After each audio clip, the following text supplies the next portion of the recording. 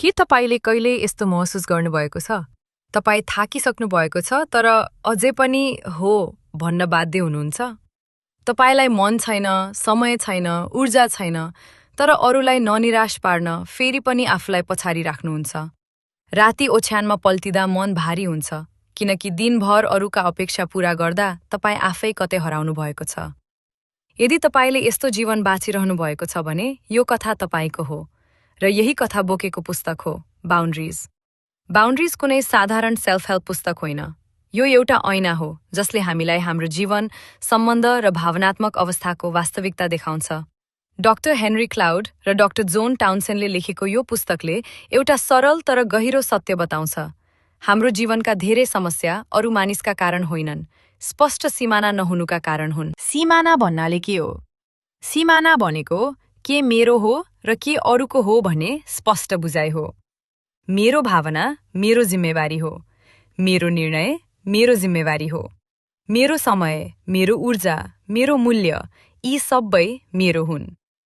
तर जब हामी यो रेखा मेटाइदिन्छौँ, तब समस्या सुरु हुन्छ। हामी अरूका भावना बोक्न थाल्छौँ, अरूका निर्णय पूरा गर्न थाल्छौँ र बिस्तारै आफ्नो जीवनमाथि अरूलाई नियन्त्रण दिन थाल्छौँ। पुस्तकले देखाउँछ कि धेरैजसो मानिस खराब छैनन्, तर उनीहरू सिमाना नबुझ्ने हुन्छन् र अझ धेरै मानिस सिमाना नराख्ने हुन्छन्। बाल्यकालदेखि नै हामीलाई सिकाइन्छ, अरूलाई खुसी राख, ठुलाको कुरा मान, होइन भन्नु राम्रो होइन, त्याग नै प्रेम हो। यही सोच लिएर जब हामी ठुलो हुन्छौँ, तब प्रेमको नाममा आफूलाई नै हराउँछौँ। बाउन्ड्रिजले स्पष्ट भन्छ, प्रेमको अर्थ आत्मबलिदान मात्र होइन। साँचो प्रेममा सत्य हुन्छ, इमानदारी हुन्छ र सिमाना हुन्छ। सिमाना बिना प्रेम नियन्त्रण बन्छ, सिमाना सहितको प्रेम सम्मान बन्छ। यो पुस्तकले हामीलाई जिम्मेवारीको नयाँ अर्थ सिकाउँछ। तपाईँ आफ्नो जीवनका लागि जिम्मेवार हुनुहुन्छ हुन सक्नुहुन्छ, तर त्यसको दोषी हुनुहुन्न। यो कुरा बुझ्नु अत्यन्तै कठिन हुन्छ, विशेष गरी ती मानिसका लागि जो सधैँ अरूको भावना पहिले राख्छन्। पुस्तकले धेरै वास्तविक उदाहरणहरू प्रयोग गर्छ। एकजना मानिस सधैँ अरूको समस्या सुन्छ, राति अबेरसम्म फोन उठाउँछ, तर आफू कहिले आराम पाउँदैन। एकजना कर्मचारी सधैँ थप काम लिन्छ, किनकि होइन भन्न डर लाग्छ। एकजना छोराछोरी अझै पनि आमा बुवाको डरमा आफ्नो निर्णय लिन सक्दैन। यी सबैको जड एउटै हो, कमजोर सिमाना।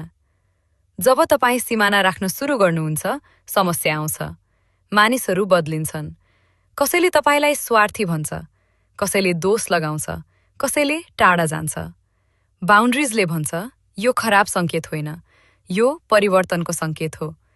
किनकि तपाईको सिमाना कसले सम्मान गर्छ र कसले गर्दैन भन्ने कुरा यही बेला प्रष्ट हुन्छ।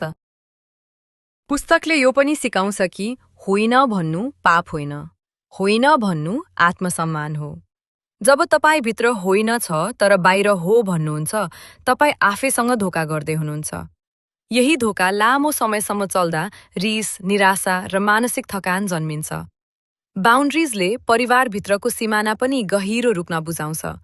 धेरै मानिस वयस्क भइसके पनि भावनात्मक रूपमा आफ्ना आमा बुवाबाट स्वतन्त्र हुँदैनन्। उनीहरूको डर, अपराधबोध र अपेक्षाले जीवन चलाइरहेको हुन्छ।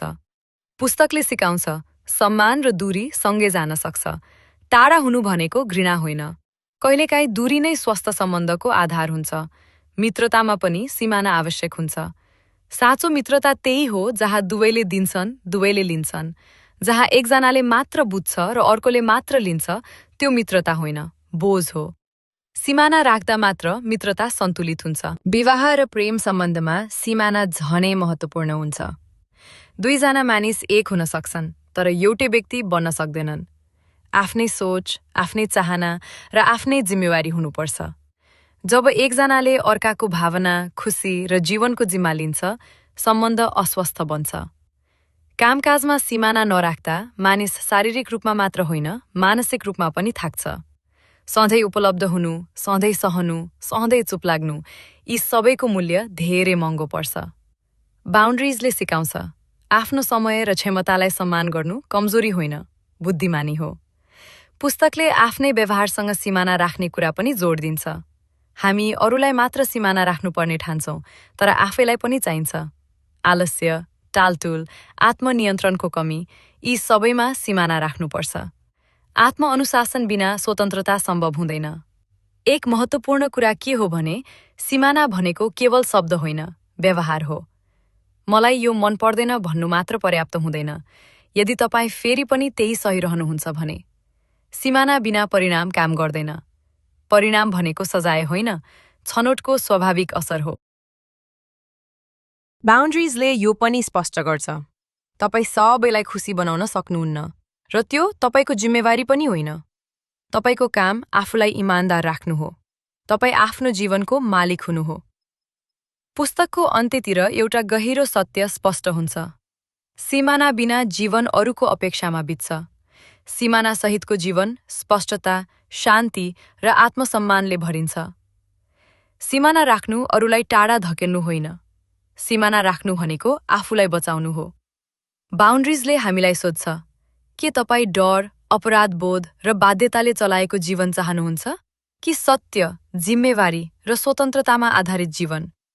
जब तपाईँ आफ्ना सीमाना चिन्न थाल्नुहुन्छ, तब तपाईँ पहिलो पटक साँच्चै बाँच्न थाल्नुहुन्छ। यही सन्देश हो बाउन्ड्रिजको। यही यसको आत्मा हो। यही कारणले यो पुस्तक जीवन बदल्ने मानिन्छ।